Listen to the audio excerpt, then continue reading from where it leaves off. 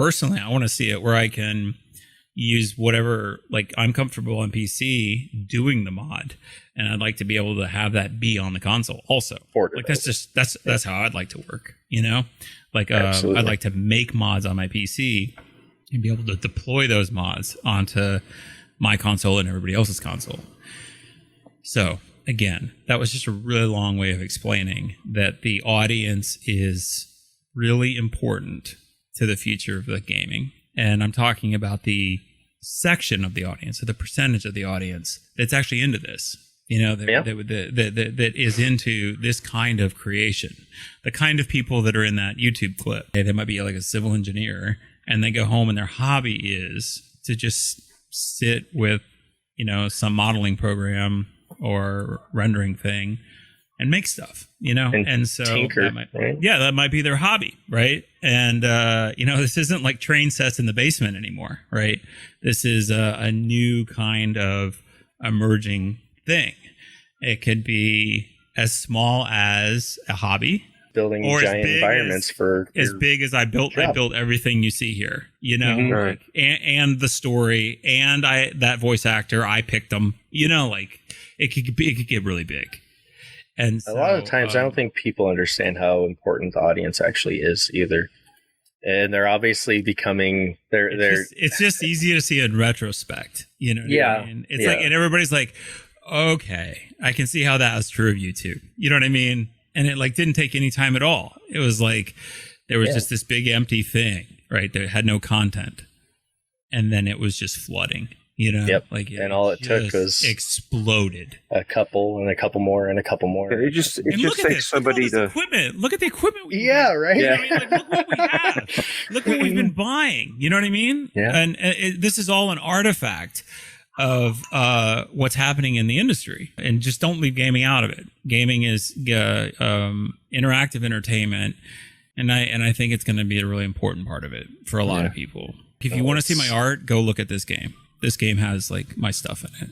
It's the biggest form of entertainment too. Like portfolio your stuff too. You know? Oh yeah, like, absolutely. The old days was like you build a reel of like your animations or whatever, and the ability to just be able to, you know, mod whatever title that you're talking about and just show all your work. It's also a great way to get into the industry if you wanted to. Build the best mod for you name the title, and you're probably going to get a job, you know? So that would be another like excellent way to get in. It's going to be surprising. The future is going to be surprising. It's like, and the audience is going to be the one. And the audience is going to be the one.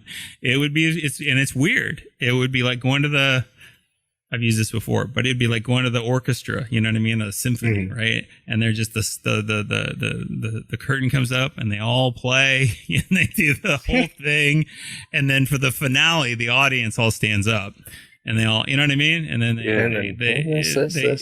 exactly. And there's somebody just doing a solo, you know, way up there in the balcony. And it's like, that's how surprising it is. That's how weird it is. It takes that creator to know that something's missing and not just identify it, but put their spin on it and put their soul into it to fill in that gap. I think it's beautiful. Yeah. And a lot of times it'll hit harder than the original ever did. You see it. I totally agree with you.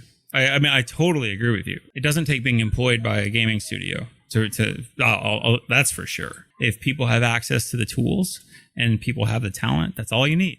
Tools and talent. Talent's already there. The tools we're working on. That's all. That's just all I can say. Is it like? And I'm also speaking just like as an industry, right? Yeah, like, in general. I have this EA sign like looming over me. But, people don't fully understand it, but like you've seen like those old school magician movies, like The Prestige with Christian Bale. You know, like Illusionists and stuff like that. Mm-hmm. That's what I would have been. If it was, you know, 1900 or something, I would have been going town to town and I would have been doing like weird stuff on the stage.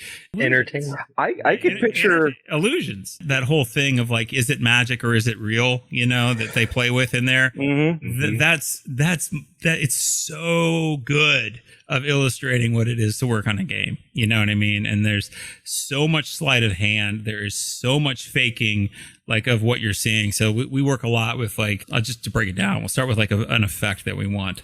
And then a lot of times it'll be, we saw this in a movie or we saw this somewhere else, or we got really inspired because, we saw this in some other offline medium, not gaming.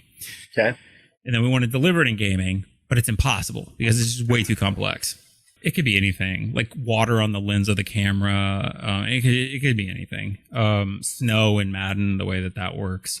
Then the art director kind of decides their vision for it, and then technical artists and rendering engineers start working at how to fake it. They start working at how to make it seem like you are seeing what you're seeing, because you're making it actually run in real time, right? Yeah. So we work in milliseconds, right, which is the thousandth of a second, and a lot of the things that we do have to be done in a fraction of a millisecond, or 1 millisecond, or maybe 2 milliseconds, or something like that. And so you got 0.002 of a second to get something done. So yeah, it falls under optimization.